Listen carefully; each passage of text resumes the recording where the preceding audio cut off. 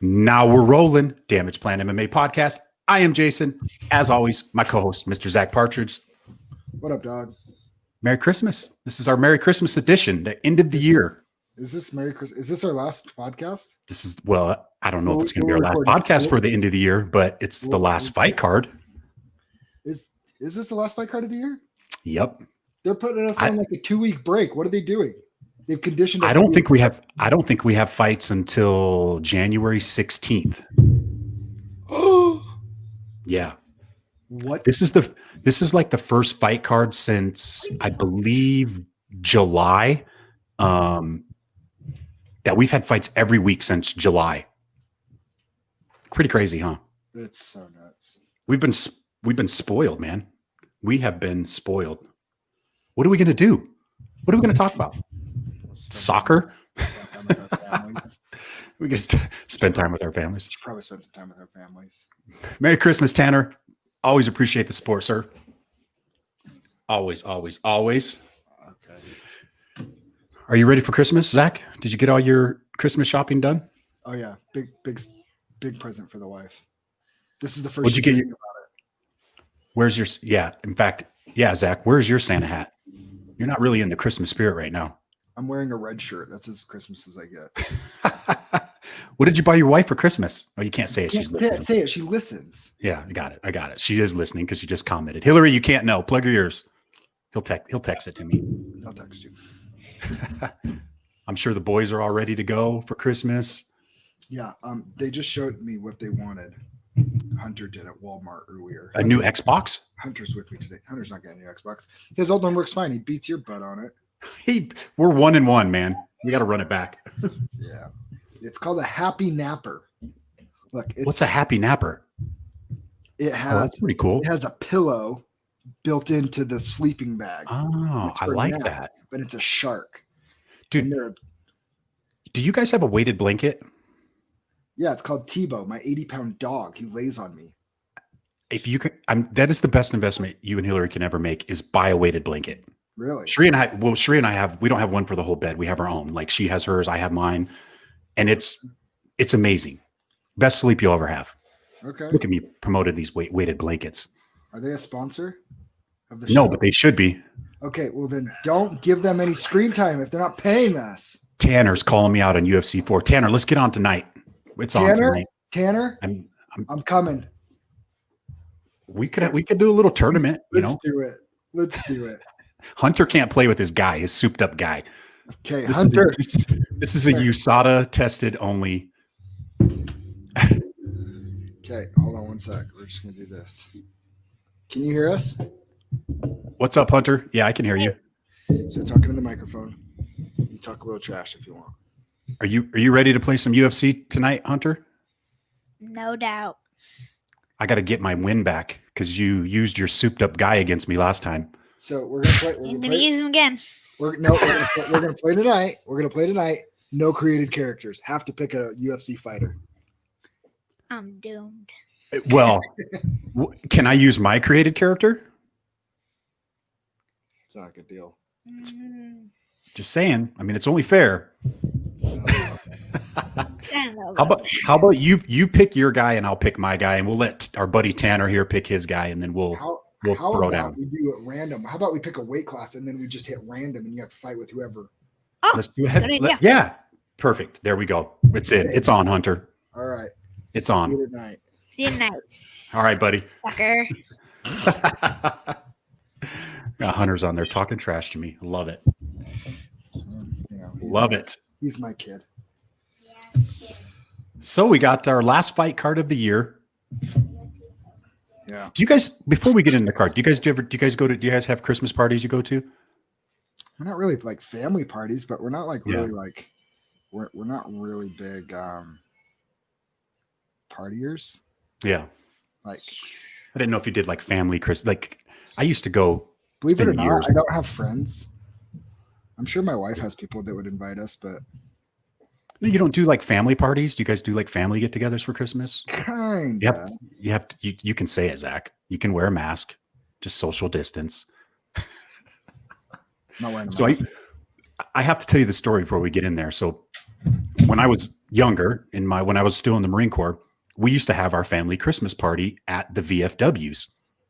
And we would rent out the little hall next to the VFW where the bar was, and you'd get all the old vets in there drinking. And I wore my dress blues to our Christmas party. And my grandfather wasn't in the military. And I told him, I said, I will bet you $10 I'm going to walk over there and I won't have to pay for a drink for the rest of the night. Bullshit, he says. No way. Like, watch it.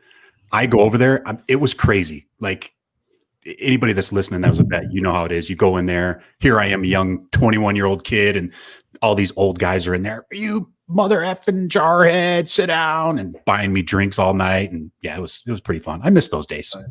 That's tight. Christmas is getting. I'm watching the face-offs right now from earlier today. What do you think?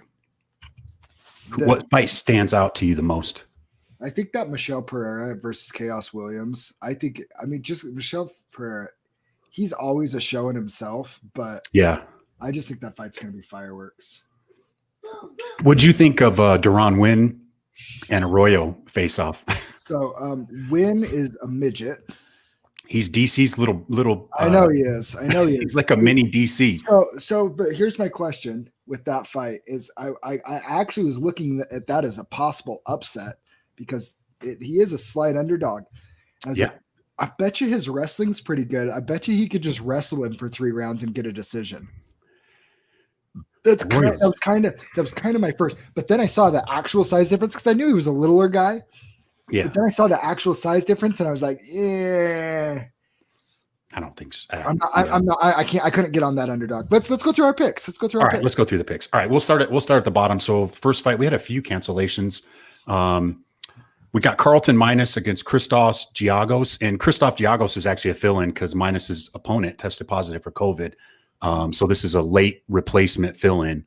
What do you think on this one, Zach? I'm gonna go with the heavy favorite. I think he's just too much experience for Minus. Yeah. Minus hasn't really beaten anybody high caliber. His 2 shots at big shows in the PFL and in the UFC, he's come up short. And Christos he's been around for a while and has the experience. I got Christos winning by knockout. I think he finishes. Yeah, I don't see this fight going the distance. Part of me wanted to try to maybe take Minus as to pull the upset, but then I saw where he got most of his fight experience from, and I'm just not a big fan because most of those guys that come out of that region don't end up doing very well, which is weird. Yeah. Very weird.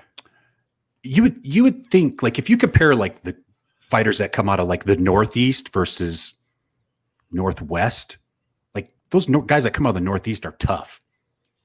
Why is that? I don't know. Just the way they grow up. It's a little bit harder back there. Winters are harsher. You don't think the winters are hard in Alaska? He doesn't know. That's true. They're cold. I know. That's what I'm saying. I was thinking about it last night. Anyways. That's all right. weird. We already broke this fight down a couple weeks ago, and we'll do it again really quick. Is Jimmy Flick and Cody Durden. I'm really excited for this one. Yeah, running it back. This is Durden's. Got canceled because of COVID, right? Pink eye. No, pink eye. Durden had pink eye. Oh, that's right. Yeah, he was wearing glasses in the weigh-in, and then he because he had pink eye. This is his first fight at 125, and I'll tell you my take on it. I'm a little worried about him having to cut weight twice. He did look good in the weigh-ins though, so when I watched the face-off, he did look good. But I'm sticking with my original pick. I've been on Jimmy Flick since LFA, and I'm not changing. I'm all over Jimmy Flick. Yeah, I am too. I got Jimmy Flick by submission in the second round. Yep, that's what I had the first time we did this breakdown. I had that as well. Yeah, Jimmy Flick by submission, second round. Yeah, I don't think this fight. I don't think that changes. Yep. This next one is really super interesting because you have this Tafon Chikui against Jamie Pickett. Now, Tafon is 4-0, which is super impressive because how often do you see a guy that's 4-0 get a shot in the UFC. Well, Unless it's like a guy like Gagne, that what was Gagne like 7-0 or something like that. Francis Ngannou. 6-0. No, he Yeah. lost. He lost before he got to. No, Cyril Gagne, the one we just watched last weekend. Yeah. Oh, he was yeah, like Gagne. Yeah, he's 6-0 or something like that. Yeah. But yeah, this guy's got Tafan's got a win over William Knight, which is obviously super impressive. We've seen William Knight. I wasn't impressed with his Contender Series fight. Whose? Tafan's. Really? He brutally knocked the guy out with the head kick. But that guy was like a little fat Hawaiian guy, right? Yeah, and he was tough. Like he could take some shots, but I wasn't that impressed. And I'm wondering is this too big of a step up for him, or does he just roll through Jamie Pickett? He's so physically imposing. I think he knocks him out. I still have him. Did you watch the weigh-ins? Jamie Pickett's. I have them up right here. Look at Jamie Pickett at sized compared to him. He matches up. Yeah, but that's And Jamie Pickett. So basically, you're getting two guys. Pickett's been on the Contender Series 3 times. He lost his first two. 2017, he lost by arm triangle to Charles Byrd, and then he loses in 2019 to Soriano, and he gets a win against Patti earlier this year. So this is all I'm saying. I'm watching their face off right now. This is all I'm saying. Tafon, he is ginormous. And he looks like a man in those face-offs that he just cut weight. And when he just cuts weight, he's a little bit smaller. He's a little bit he's just that's your weight class. I think he's bigger, and I'm gonna go ahead and I go with Tafon on the via knockout. He finishes it. Yeah. Well, with all that being said about me trying to pump up Jamie Pickett, I'm gonna go with the Don Tafon Chukiwi. So I think we're 3 for 3 now. We haven't picked any different fights. Next up, we got Jillian Robertson and Talia Santos. Now, these girls were both scheduled to fight different opponents, and both of their opponents ended up having to get pulled. So now they're fighting each other. Yeah. And don't ask me who each of them were supposed to fight, because I don't have it in front of me. I'm not going to ask you. But who do you like? What's your thoughts on this one? I love Jillian Robertson by submission. Really? Yep. I think she's a savage on the ground, dude. She's tough. She's on the feet, but on the ground, like she showed in her last fight. She showed a good killer instinct. She tried to put that fight away.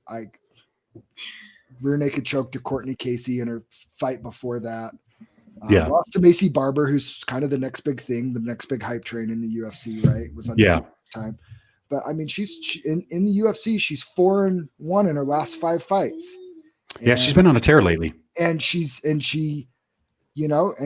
finishes girls. She finishes a lot. And I just I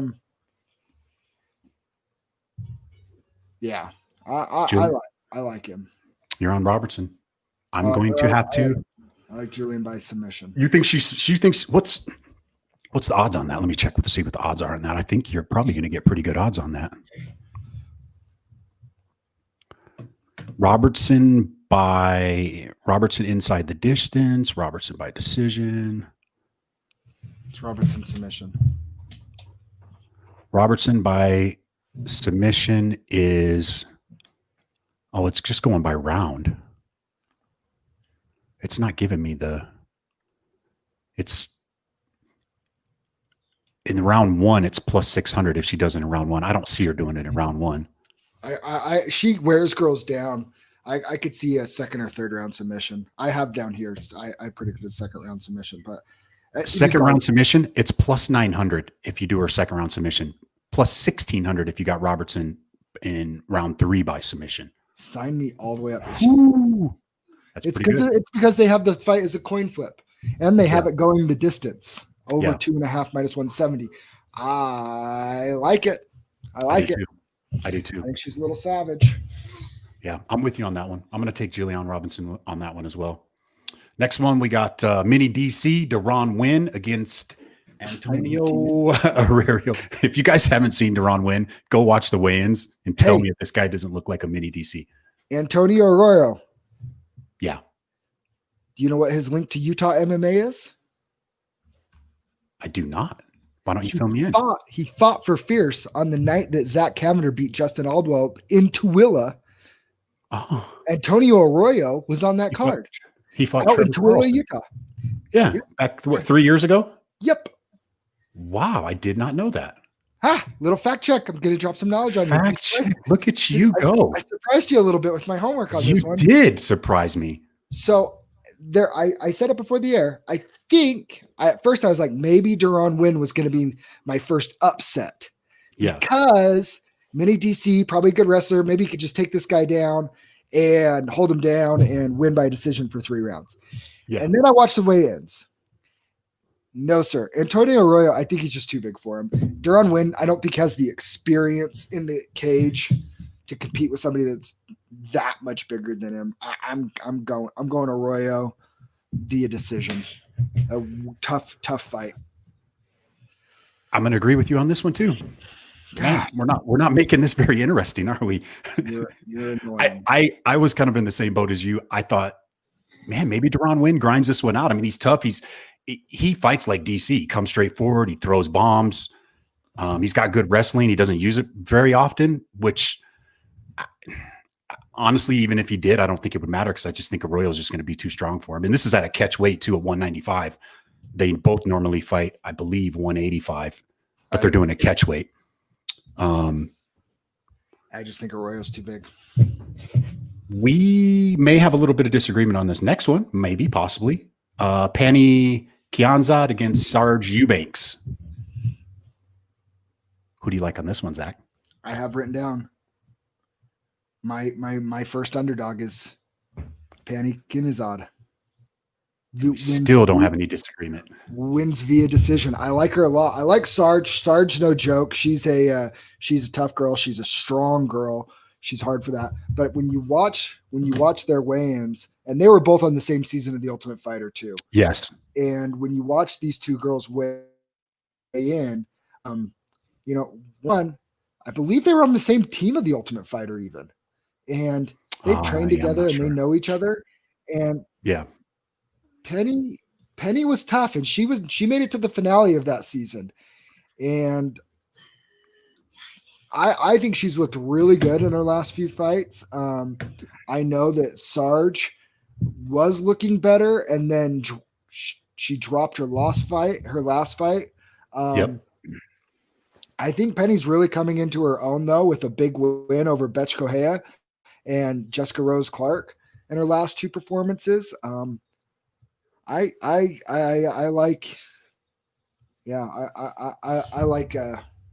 like Penny in this one as an upset. I mean, it's not a huge underdog, but for underdogs, that's who I like. I'm goes the following. distance. One by decision. This was one that I've already. I have already. Thanks, Sheree. I appreciate it. This is one that I've already pretty much got locked in. I got Poundy winning too. I think I don't think Sarge Eubanks is going to be able to physically, usually her wrestling's strong. She's not going to be able to do that in this fight. She's not going to be able to bully Kianza around. So I think Pannie wins this, and I think it's decision, grinds out, probably an ugly fight, but Pannie gets the win. Yep. Okay. I'm with you. This is disagreement on this one. Anthony Pettis and Alex Morano. We got to disagree on this one, don't we? Who do you like? Depends on who you like. I am already on Alex Morano. I'm going Alex Morano. So you like the underdog, and I like Alex Morano. I think the odds are actually a little too far apart. I think Pettis wins. I have Pettis knocking him out in the 3rd. How's that? So okay. This fight, this fight card has a little bit of kind of the old, the old crew against the new crew, up and coming. The old guard fighting the new guard. You got Pettis, who's been around for a while, coming in and fighting Alex Morano. You got a couple other fights on here. Marlon Tabora Moraes, Rob Hardy. Font. You got Tabora Hardy, Jose Aldo, Marlon Vera, and then the main event. Like all these are. I mean, I'm not going to say these guys are out of their prime, but you know what I mean. They're Yeah. You're fighting guys that have been around for a minute against these up and comers. For sure. I think I keep going back and forth. I'm all over Morano only because I think Pettis' time is done. I think he wants to go to Bellator with his brother. And has he said that? Or are you just assuming? No, I'm just assuming. Okay. He did just, I did listen to a podcast the other day though. He did just re-sign a new 3-fight deal with the UFC, if I'm not mistaken. I don't think he's going anywhere. Dude, I actually think he's still pretty dang good, you know. Morano just had a he just beat Rise McKee back in November.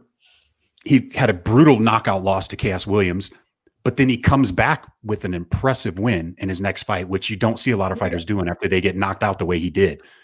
I get it. He's got a win over Max Griffin. He's good. I like Morano. I really do. I think the odds should be closer, but I still think Pettis gets it done. So I bet Morano only because of the odds, because I think the odds should be closer. It should be closer. He's the value. He's the value, right? But the way that I'm looking at it, you know, Anthony's still getting done. He beat Stephen Thompson with a Superman punch, you know, a year and a half ago or whatever. You know, just beat Donald Cerrone, but you know, he's not elite anymore. I don't think Anthony Pettis is beating elite guys anymore, really. No, I don't think so. Stephen Thompson, maybe Michael Chiesa, that was pretty good. You know, but he beat Jim Miller, loses to, I mean, but look at all the guys he loses to. They're all murders. Yeah. Diego Ferreira, murderer, Nate Diaz, Tony Ferguson, Dustin Poirier, Max Holloway, Edson Barbosa, Eddie Alvarez, RDA. Like, that's the only people he loses to is just absolute monsters. Yeah. So, and I don't think Alex Moreno's a monster. I think he's a very good fighter. I don't think he's a monster. I'm going to take the odds. I'm going to go with the underdog on this one. I don't hate it, but I'm going to ride with Showtime. All right. That's our first disagreement. Yep. Man, we pretty much covered more than half of the card, and we just got our first disagreement on the card. I don't like it at all. I'm not comfortable with that. All right. We might have to change it on these next couple then. Marcin Tybura and Greg Hardy next up. Heavyweight battle. The big boys thrown down. What do you like on this one? I like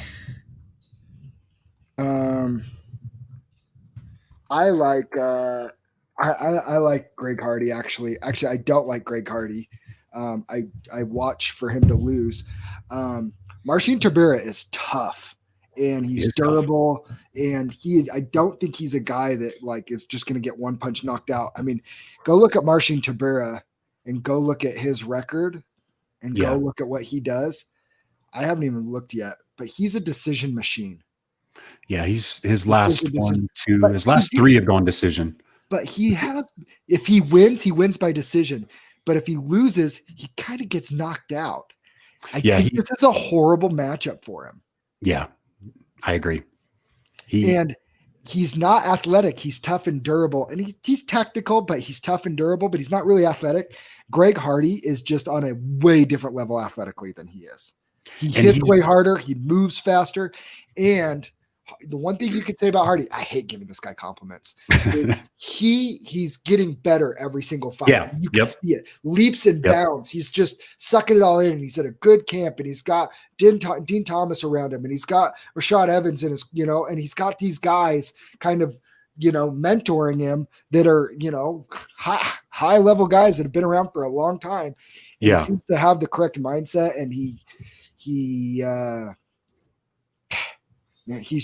a huge heavyweight, and he moves really good for a heavyweight. It's just a bad matchup for Tybura, and I actually have this as one of my best picks of the night because I think Hardy knocks him out. So the bet would be Hardy wins by TKO KO per plus 130. I got Greg Hardy by TKO or decision, but I would expect him to knock him out. I mean, he's almost just as big as Hardy. Like if I'm looking at him in the face, they're pretty much the face off identical. Give Greg Hardy a haircut, and they're the same height. both their bodies are thick or whatever. But at Yep. the end of I just think Hardy hits too hard for him. You nailed it when you said Hardy. He's been improving every fight, and Yeah, he's one of the crossover guys that is actually kind of taking this serious. You know, you He see does some take of it these guys serious. come over Professional from athlete. boxing. Yeah, he's an athlete, and you know, you can hate on him all you want, but you got to kind of give him a little bit of credit of what he's been able to do. I think I've said it before on the podcast, but I'm not sure. And there are some people that I know wouldn't agree with it and don't like it. But I was explaining this to my nephew, Taylor, when we were watching the fights last weekend. Elite athletes are just barely scratching the surface in MMA right now. Yes. All the elite athletes in this country, all the elite athletes are in basketball, football, baseball, soccer, whatever else, right? Well, as some of those guys start trickling into the UFC, into the MMA scene in the UFC, you got to understand, Greg Hardy isn't just an elite athlete. He was an elite athlete in a league full of elite athletes in the NFL. He is the cream of the crop elite athlete. Now, somebody like Volkov could still beat him because he's just too technical and too experienced. But somebody like Marcin Tybura, the fact that this is only minus 120, I'm going to be pretty heavy on Greg Hardy in this fight because I think I don't think people that are UFC fighters, I don't think people that are just into MMA but not into the major sports, which there's a lot of them, right? There's a lot of people that love MMA and martial arts that aren't really fans of football, baseball, basketball. But I mean, I've been around. I've seen UFC fights live in person, and they're great and they're impressive. They're not the level of athlete that these NFL and NBA guys are, though. Yes, and being nailed it. Athletes and being just nailed pure athleticism. Well, Brendan Schaub was a perfect example of this. Yeah. He was a borderline NFL player, right? Got cut. I don't even think played a regular season game. Got cut preseason with the Bills or whatever. But man, he took that athleticism and it turned him into a UFC contract that got him ranked in the top 10 in the heavyweight division, purely because he worked hard. Yep. And he was just a better athlete. It's you see that a little bit on the local scene too. You see guys that have played in the NFL, played collegiate football. You take a guy like Ben Moa, Tap, played in the NFL. These played in the NFL, and you watch those two specifically come to mind because of how athletic they are, and they get in there with some of these other heavyweights that don't have that experience, and they just get overpowered. There's different levels. I've never been around a calmer person in the back than Ben Moa before a fight. My first two fights, he was the main event. What's going to rattle him? The guy played in the NFL. I mean, he's played in front of millions of people. He's not worried about fighting in a cage. You think he's worried about fighting it in front of 2,000 people? No. And he's Polynesian too, so he's probably not worried about anything. Tongan. Shout out to Ben. So but shout out to Ben. Your local realtor now. I saw that he's a realtor. Yeah, man, he's good. But all right, so we're both on Greg Hardy gets the finish. Yeah, heavy. All right, I'm on that too. Greg Hardy on the finish. Marlon Moraes, Rob Font. My bet of the night. I think I know where you're going with this, and I've been trying to make a justification for Rob Font, and I'm not seeing it. You can't. You know why? Because you know MMA, and Marlon Moraes is still just a murderer, dude. That dude is a freaking killer. Besides his people, sure, okay, he's lost 2 out of his last 3 against Henry Cejudo. One of the craziest fights you've ever seen. Yep. And he was beating the brakes off Henry Cejudo for 2 rounds. Just destroyed him. He was. And then he got caught by a heel kick with Corey Sanders. Jose Aldo, he beats Rafael Asensio, Jimmy Rivera, Sterling 3 years ago, John Dobson. Brutal knockout. And you think that he's kind of the old guard, right? He's younger. Rob Font is older than him. I kept trying to go back and forth and trying to find ways to ride on the underdog in this, and I can't either. I think Moraes is just going to be too much for him. I think he's going to overwhelm him, and I think he finishes him in the second or third round. I'm on that one as well. I like it. I'm so sick of you. We're probably going to agree on this. We're probably going to agree. Well, I know we're going to disagree on the main event, and I don't know where you stand on this one because I think we talked on it. Jose Aldo and Marlon Vera. I personally, the next one's Chaos and Michael Pereira, isn't it? Oh yeah, sorry. Yeah, Michelle Pereira and Chaos Williams.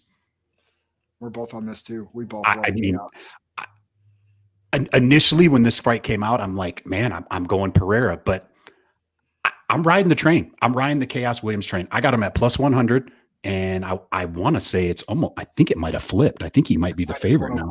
He's not the favorite yet, but Pereira's still minus 125. He's minus 105, but he's not positive money anymore on the payout. Pereira, he has a little bit more experience, but dude, Chaos Williams is just one of those guys he's a killer, man. He is a killer. Pereira, and this seems weird to say, but I don't know. You watch the face-offs, I'm assuming, right? Yes. And I actually liked the way Chaos. Me too. He just handled it. And Pereira's doing doing his stuff where he's laying on his back and kicking up and getting in his face, and he gets right in his face and flexes on him. And and that's all great that Pereira is just a ball of energy, and that's fine, and that's how he fights and whatever. Dude, he lost to Tristan Conley, who took that fight on like 6 days' notice, and Pereira missed weight. Yeah. And lost to Diego because of an illegal knee because he's so out of control. And he was murdering Diego the whole fight too. And then he beat a guy who was 8-2. Like, he's exciting, but he's only 2-2 in the UFC. Let's not pretend like he's just some like murderer here. He's just exciting, which is great for him, right? He's recognizable. He's creating a brand for himself. He's creating a name for himself. Like, that's great. But Chaos Williams is not there to mess around. He is not there to put on a show for the fans and do all this. He is there to do one thing, and that is to knock somebody that freak out. In his last 2 fights, he has been in the cage for under a minute in his last 2 fights. 57 seconds in his last 2 fights total. Knocks out Alec Morano, knocks out Razak Al Hassan. He starches people, dude. He starches people. I mean, I think this is a good step up for him to really test to see where he's at. It is, but guess what? When you hit as hard as he does at 185 pounds or 170 pounds, 170, yeah. When you hit that hard, like, you're just gonna put people to sleep. Yeah. A Pereira is hard to hit because he doesn't hold still too. So, maybe, but I like the over. It should be interesting. I like the over. I like the over 1.5 in this one too. Yeah, I do too. I think I think there's going to be some filling out in this one.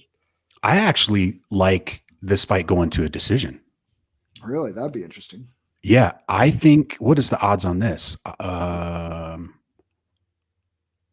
Williams wins. I'm trying to find it on here. I'm horrible at reading these things. It's okay. Williams inside the decision. Williams wins by decision. Plus 575. You're getting almost 6-1 odds with Williams to go by. And I might be stretching on this because of his last 2 fights, but I don't think he's knocking Pereira out. Pereira's tough. Yeah, for sure. So you may, if you're looking for a little sweet spot to throw a little money on, that plus 575 looks good on that fight to go to decision. So we're both on Chaos. I'm riding that train too. I think Chaos wins by knockout, actually. All right. We'll disagree on that one, but we both think he's going to win. So next up, we got Jose Aldo and Marlon Vera. I wanted to pick Marlon Vera. I think I even texted you when they announced this fight. I like Vera, but after watching the weigh-ins, I don't think Jose is done yet. Jose Aldo I don't think he's done yet. Even though he's on a 3-fight losing streak, he was in that fight with Peter Yan. I mean, Peter Yan destroyed him in the 5th round. He was in that fight with Peter Yan. But he had his spots. And he beat Marlon Moraes. I know what the records say, but he won that fight. That's one where the judges he actually beat him so convincingly that Dana White ignored the judge's decision and gave him the title shot. Yep. Right? And then he loses to Alexander Volkanovski. He loses to the champ, unanimous decision. Okay, he's a killer. He's still a killer, and he's not that old. No, he's 34 years old. So here's the thing: Marlon Vera just beat the hype train, Sugar Sean O'Malley, right? Which puts him right in the spotlight, and he kind of steals some of that hype, right? I like Marlon Vera. I like Cheeto Vera. I think he's a savage. I just think Jose Aldo is just a better version of him. I think Jose has the edge on the feet. I think he's a black belt in jiu-jitsu himself. Like, he just doesn't use it. Like, I don't see Marlon Vera's path to victory. I don't think he's knocking out Jose Aldo. I don't think. Yeah. I don't see it. I just don't see it for Cheeto, it would be great for him. But like you said, I don't think Jose Aldo's done, and I don't think he's ready to give up that top. What is he ranked? 5th? Something like that? I don't have the rankings right in front of me. Yeah, he's still up there. I think he's still an elite. At whatever weight class that he's at, he's still a top 5 fighter. He's 135. I know he's 135 now, but I'm just saying. Yeah. He'd go back to featherweight. He's still a top 5 guy. Like, he's a monster. Yeah. Yeah, it's after what the weigh-ins and the face-off kind of convinced me that I think Aldo gets this done. Does he use his leg kicks finally? Why are we not seeing Aldo leg kicks? He used to have some of the most brutal leg kicks. He was doing it. He was doing it in the fight. Uriah Faber's leg, like purple after. Yeah, I think he wins. I think Aldo wins by decision. Okay. I don't think he finishes him. Okay. That's my take on that. Yeah, Jose Aldo by decision. I like that a lot. Main event: Stephen Wonderboy Thompson and our boy Jeff Hands of Steel Neal. I think we're going to disagree on this one because I think you like Wonderboy, don't you? I love Wonderboy. Tell me why you think Jeffrey Neal wins, other than because he hits like a Mack truck. I think I think Wonderboy is. Look, I love Wonderboy. Like, I'm not going to say he's old. He's 37. He's almost 38 years old. I mean, he's fighting a young, up and coming savage. Like, Jeff Neal is on a tear. Have you just glance at his Tapology and see who he's beat? Mike Perry just destroyed Mike Perry in round 1. Nico Price destroyed Mike Perry. Jeff Neal, not like Jeff Neal. I'm just teasing. The first round in the first minute and a half, like just Nico Price, Bilal Muhammad, he takes the decision. To a Frank Camacho, and he's got a Brian Kamazi in his first 2 wins after the Contender Series. He fought in LFA back in 3 years ago. Loses to Kevin Holland back in 2017, but since he's been in the UFC, he's on a tear, man. Yeah, and I just think he's just going to be. I think he's going to be too much for Wonderboy. He's a monster. I'm with you. I could see Wonderboy possibly outpointed him. I just don't think it's going to happen. See, that's what I think is going to happen. You think he just outpoints him? I think Wonderboy. I don't think Jeff Neal has. Maybe I'm totally wrong on this. Let me pull it up before I say it so I don't sound like an idiot. I don't think Jeff Neal has beat somebody that has the distance control like Wonderboy. And look who Jeff Neal's lost to. It was 3 years ago. Okay. But a long, rangy striker. Nico Price is long. Yeah, but he doesn't fight long. He beat a good Bilal Muhammad. Dude, he's good. I'm not trying to take away anything from him. I just think that Stephen Thompson is the style that beats him. Now, I don't think he knocks him out. I got him winning by decision, and I think that he just outpoints him. But I think that Stephen Thompson also could knock him out because with those kicks, he generates so much power with those kicks. Dude, it lands. You're going to sleep. I don't care who you are.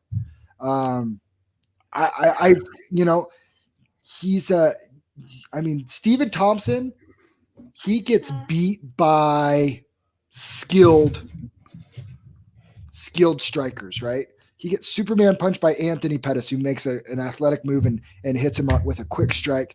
Darren Till gets outpointed, and then Tyrone Woodley a draw and a majority decision. But you know what he does really well? Like the big power punchers, he handles that really well. Stephen Thompson, because he controls that distance so well. I mean, Tyrone Woodley was running through everybody, and then all of a sudden, like, not really Wonderboy. Like that's kind of like right as Woodley, right before he took the downward, right? But Johnny Hendricks, power puncher. Jorge Masvidal, you know.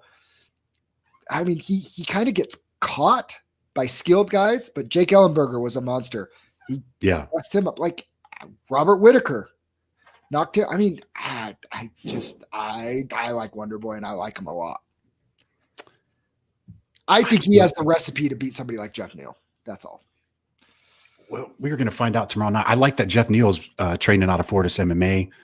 I did listen to an interview that he did, and he's kind of changed his training up a little bit where he's doing some strength and conditioning training. So he's lifting along with his training. So he looked good during the weigh-ins. He looked damn good during the weigh-ins. I'm watching them face off right now. I see what you're saying, though. Like Thompson could keep he could keep that distance and outpoint him. Well, here's the thing. Jeff Neal, the way he gets in and to close that distance to land those power shots. Yeah. It's not fun with a kicker and ambidextrous kicker like Thompson who can switch stances and stuff. It's really, really hard for Jeff Neal to really sit on punches because when you sit to load up on something, you're leaving yourself an opening. And now you're betting that your shot's going to land before Wonderboy. I'm taking Wonderboy. I'm taking his kicks. I think it's a great fight, though. I think it's a really competitive fight. That would not surprise me in the slightest if Jeff Neal did catch him because Wonderboy has shown if he gets caught, he's going to sleep. I just think Jeff Neal's skill set is a little too high. Like when we say there's levels to this, I think that there is just as likely of a chance that Wonderboy blanks Jeff Neal and controls the entire fight and wins 50-45 and outpoints him, and Jeff Neal cannot figure out how to get in and land clean shots. Yeah. Wonderboy is a very well veteran. Wonderboy is a veteran. Where do you see the winner of this where does the winner go in this? Because that top 5 is just it's a mess right now. It's a mess, and it's a very different answer for both guys, right? I mean, like, Jeff Neal, does he bump up into that top 5 or with a win over Thompson? Yeah, I mean, maybe then then maybe you get a Jeff Neal and Tyrone Woodley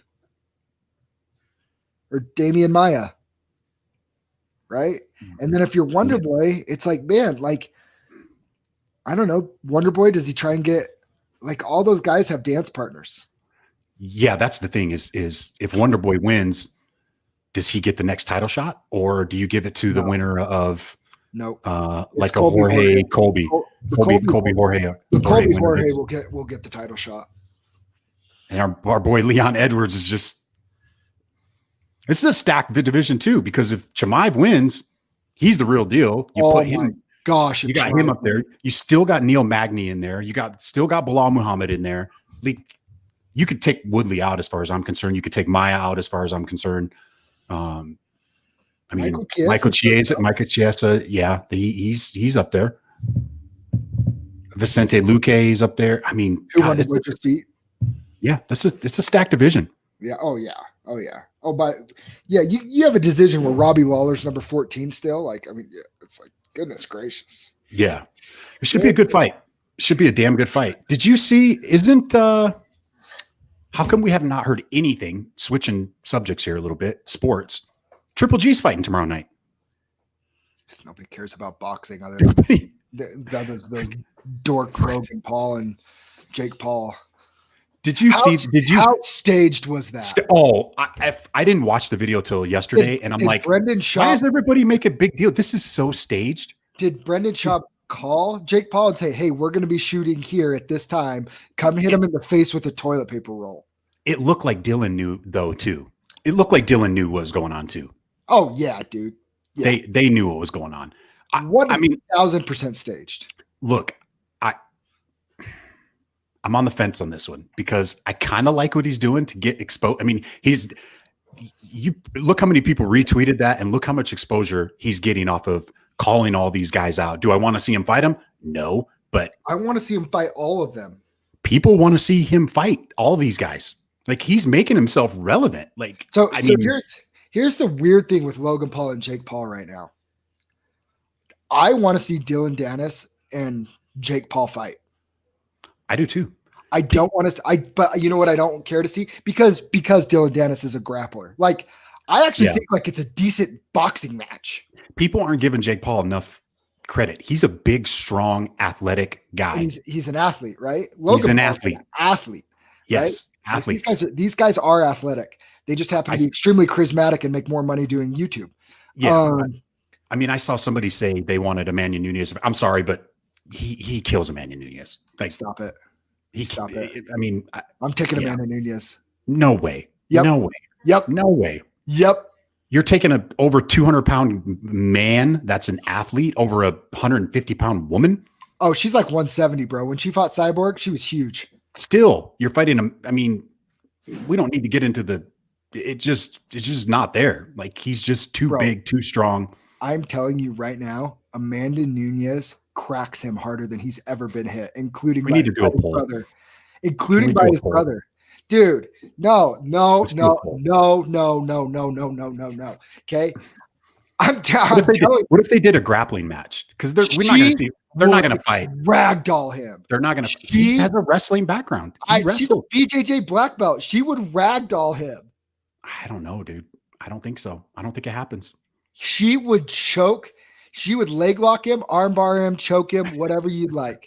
I'm all in on Amanda Nunez beating up Jake Paul. Now, is any professional female fighter ever going to beat up a professional male fighter? No. He is not a professional fighter. He's an athlete, big, strong guy, looks great with his shirt off. But guess what? At the end of the day, she's a pro, and he's been doing this for about 5 seconds. Yeah. I mean, you got to give the guy credit. He's making himself relevant.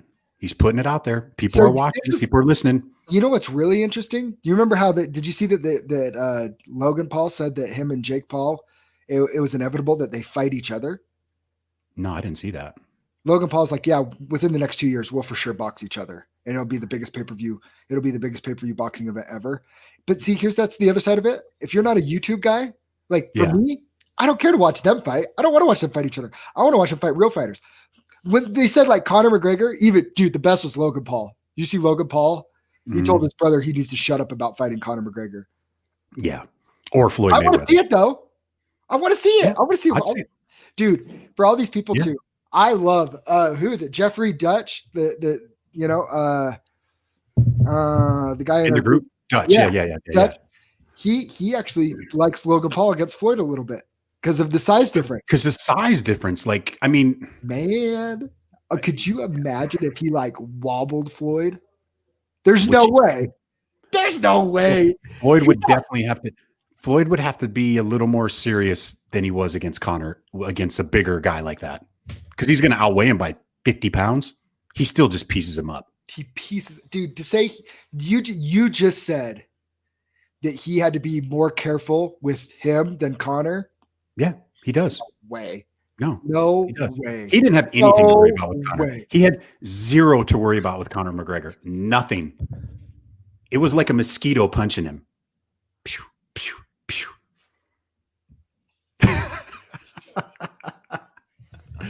Oh man! By myself. Everybody knows you love Conor McGregor. It's the secret is out. You're just being a jerk now. No, Jake Paul, Logan Paul, all the Pauls, whatever. None of them are touching Floyd Mayweather. They're not touching him. I guarantee you, not one clean punch lands. Not one. Oh, you're probably right. Yeah, you're right. I don't care if he's 300 pounds. I don't care if it's LeBron James. None of them are touching Floyd Mayweather. No. He's the greatest defensive boxer of all time. Floyd Mayweather, he's pretty smart. He's pretty business savvy to put himself in that position to fight. Oh, yeah. Conor McGregor, like. You know what would be hilarious? Insane. What if Floyd lays out Logan Paul and knocks him out cold in like the second round? He gets one back for Nate Robinson on the Paul brothers. He could. He very well could. Tell me, how much money would you pay to watch the Diaz brothers fight the Paul brothers? Oh, that would be amazing. Sign me up. Like, sign me all the way up. So that was the first time that I was all for Nate Diaz talking smack about wanting to fight somebody. I'm like, dude, you fight like once every 18 months. Go away. And then when he did that, I was like, ooh, I'd watch that. I think everybody would watch that. I mean, I'm not for all these guys coming in and fighting these fighters, but it's interesting. It makes it interesting. But you know what? You know why it's interesting? Because we haven't watched them get absolutely starched yet. Oh, they will. And they will. And then and then they're gonna stop. Logan Paul. Oh yeah, dude. They're not. They want to look cool. It's their image. It's everything, right? Like, he's going to have a nice gentleman's agreement with Floyd Mayweather of like, hey, I'm going to come in, I'm going to try, but you can't knock me out. And Floyd's going to be like, yeah, don't worry, dude. You're not going to really hit me. I'm going to move around. I'll punch you in the body a whole bunch. I'll tap you in the face a bit. We'll move around. We'll make a ton of money. It'll be good for everybody. Like, that's all it is. They're not, dude. Floyd's not dumb, and neither is Logan Paul. Logan Paul would be absolutely retarded if he thinks he actually has a fighting chance to win that fight. Oh, yeah. But he might same as Conor McGregor. Oh my gosh. Hey, back to MMA news real quick. Did you see the Frankie Edgar and Corey Sandhagen are fighting in February? It's a terrible fight for Frankie Edgar right now. It is a very terrible fight for Frankie Edgar right now. I like it. I like it. I don't like that at all.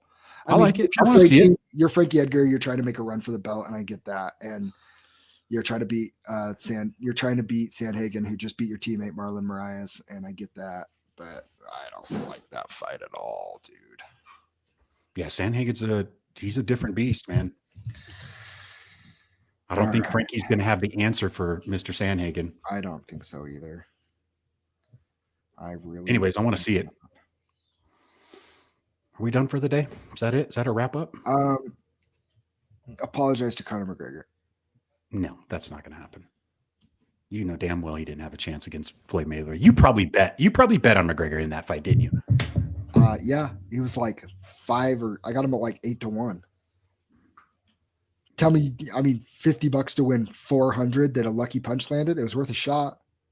No, it really wasn't. Yeah, it was. I guess I bet on stupider crap. So you've been betting on soccer like a degenerate. You stop it. Hey, I'm up. I am up. Let's just put it that way. Oh man, I love it. So we got we'll be back on Monday to we'll give a little recap of this and enjoy the holidays. Merry Christmas. Yeah. Maybe the week after Christmas we can get a couple guests on. School out or what? Yeah, Hunter just turned recess on the TV. All right, man. Well, we'll wrap it up for today. We'll post some UFC 4 highlights tonight. Hey, Tanner, send me your gamer tag. Send me your gamer tag. I'll make sure I message him too. We'll get on. I think it is on and cracking. Hey, tonight there are some other fights that just got announced. What did we miss? What else did I miss? Who else just got announced? Let's see who else got announced earlier. I'm starting to like Twitter a little more than all these other sites.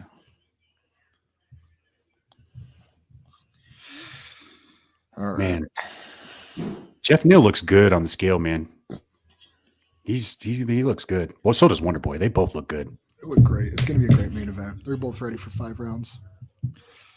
I think we'll know within the first round and a half which way it's going to go to. We got fights coming up, local fights, January 8th. Our boy Mitch Ramirez is main eventing up in Mountain Forest. I guess do you know anything? We're going to have to take a run up to Logan. Tyson Craig's fighting on that too. Tyson Craig's fighting on that card too. I don't know anything about either one of the guys that they're fighting, but I know I don't know much. I just know that the guy that fighting's Mitch is in big trouble. Yes. Hi, Shaylee. Shaylee's on there. I'll take Mitch every time. If anybody would like to take bets on it, my money's on Mitch. Yeah, my money's on Mitch and Tyson. I like watching Tyson fight. He's a stud. Well, I guess we're gonna have to get some tickets for Mitch and go up to Logan. I'm down. I'm January 8th. Yeah, let's plan on it. Okay. Let's go. Let's get up there. Was there any other fights that we missed that just got announced? Nope. That was Good. the one. Frankie Edgar and Right on. See you T Monday. City and Volkanovski. Oh yeah. When is that? Is that January or February? February, right? February. Give me T City, baby. T City. After his last fight. T City, baby. Throw it up. I like it. Tease up. I like it. I'm gonna have to go with you on that one. Yeah. All right, You we're out of learned here. you learned your lesson. Never bet against T City. I did. I was totally wrong on that one. So I'm not gonna fight it. I give up. Not gonna fight it. Get my Schwabi hat for that. You need to get you one. All right. We'll see you guys on Monday. Peace. Thanks for paying attention and listening. We out. We are out.